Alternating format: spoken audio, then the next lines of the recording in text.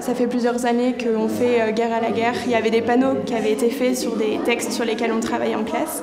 Et puis ensuite, ces textes ont été repris à l'oral. En s'appropriant le texte et en le disant à l'oral, peut-être qu'on peut faire passer une émotion qui sera tout à fait différente de ce que la personne aura pu ressentir à l'écrit. En cette saison, c'est plein de roses de toutes les couleurs, avec des noms sur les étiquettes. Tout bien arrangé. Des Madame et Rio, des Madame Poincaré, des Belles de nuit, des gros velours. Ma vie était en hiver.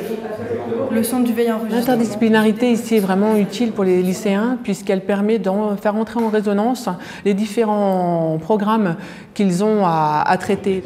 Dites-vous bien ceci, ce que vous êtes aujourd'hui n'a rien à voir avec ce que vous serez demain.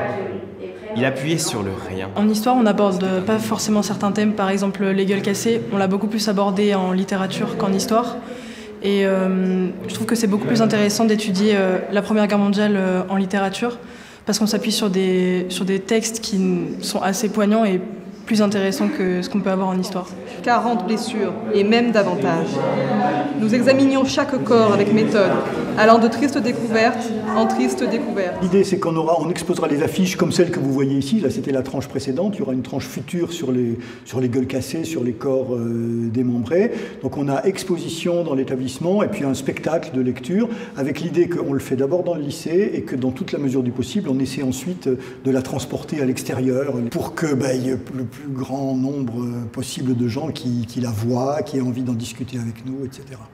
Donc là encore, l'établissement est un point de départ à partir duquel on rayonne.